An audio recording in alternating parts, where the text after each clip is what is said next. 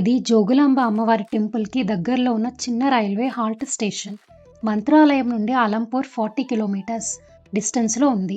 కర్నూలు నుండి 26 కిలోమీటర్స్, హైదరాబాద్ నుంచి 220 కిలోమీటర్స్ దూరంలో ఉంది. అమ్మవారిని దర్శించుకుంటూ టెంపుల్ విశేషాలు తెలుసుకుందాం. చలో. హలో, నమస్తే, welcome back. I'm Ramya. Mantralayam Raghavendra స్వామిని దర్శించుకుని రిటర్న్ అలంపూర్ వైపు కారులో వెళ్తే ఈ స్టేషన్ బోర్డు కనిపిస్తుంది. టెంపుల్ దగ్గరికి వచ్చేసాము. జోగులాంబ అమ్మవారి టెంపుల్ ఆర్చ్ ఇది. ఇక్కడ నుండి లోపలికి వెళ్తే ఫస్ట్ మనం బాలబ్రహ్మేశ్వర స్వామిని దర్శించుకుంటాం. ఈ టెంపుల్ని బాదామి చాళుక్యులు క్రీస్తు శకం 7th సెంచరీలో కట్టారు. వేల సంవత్సరాలుగా ఇక్కడ శివారాధన నిరంతరం కొనసాగుతూనే ఉంది. పురాణాల ప్రకారం బ్రహ్మదేవుడు ఈ ప్రాంతంలో పరమశివుని కోసం ఘోర తపస్సు చేయగా శివుడు ప్రత్యక్షమై సృష్టి కార్యాన్ని నిర్వహించే వరాన్ని ప్రసాదించారని విశ్వాసం. అందుకే ఇక్కడ స్వామివారిని బ్రహ్మేశ్వరుడు అని పిలుస్తారు. 14వ శతాబ్దంలో జోగులాంబ అమ్మవారి పాత ఆలయం ధ్వంసమైన తర్వాత అమ్మవారి విగ్రహాన్ని సుమారు 6 శతాబ్దాల పాటు ఈ బాలబ్రహ్మేశ్వర స్వామి ఆలయంలోనే భద్రపరిచి పూజించారు. 2005లో కొత్త జోగులాంబ ఆలయం నిర్మించిన తర్వాత అమ్మవారిని తిరిగి ఇక్కడ ప్రతిష్ఠించారు.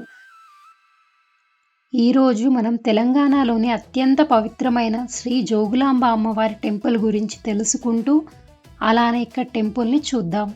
ఇది 18 మహాశక్తి పీఠాలలో ఇది 5వ శక్తిపీఠం. ప్రతి సంవత్సరం లక్షలాది మంది భక్తులు అమ్మవారిని దర్శించుకోవడానికి ఇక్కడికి వస్తారు. జోగి అంటే యోగి లేదా తపస్సు చేసే వ్యక్తి అని అర్థం. యోగులు ఆరాధించిన అమ్మవారు కావడంతో ఆమెను జోగులాంబ అని పిలుస్తారు. పురాణాల ప్రకారం దక్షయజ్ఞంలో సతీదేవి అగ్నిలో ప్రవేశించగా విష్ణుమూర్తి సుదర్శన చక్రంతో ఆమె శరీరాన్ని ముక్కలుగా చేశారు. ఆ శరీర భాగాలు భూమిపై 18 చోట్ల పడ్డాయి. వాటినే శక్తిపీఠాలు అంటారు. అలంపూర్లో సతీదేవి పైదవడ పళ్ళు అంటే అప్పర్ జా విత్ టీత్ పడ్డట్లు విశ్వాసం. అందుకే ఈ క్షేత్రం అత్యంత పవిత్రమైన శక్తిపీఠంగా ప్రసిద్ధి చెందింది. ఇక్కడ అమ్మవారి రూపం చాలా ఉగ్రంగా ఉంటుంది. జోగులాంబ ఆలయం పక్కనే ప్రసిద్ధి చెందిన నవబ్రహ్మ ఆలయాలు ఉన్నాయి. ఇవి చాళుక్యుల కాలం నాటి అద్భుతమైన శిల్పకళకు నిదర్శనం.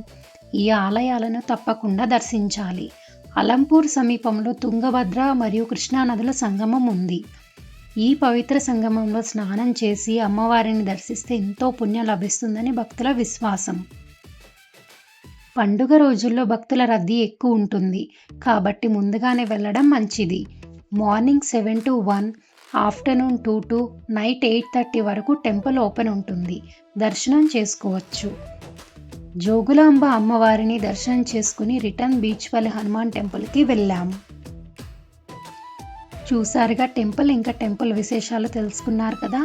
Thank you for watching. See you in the next video. Do follow and don't forget to like, share and comment. Have a good day. Bye bye.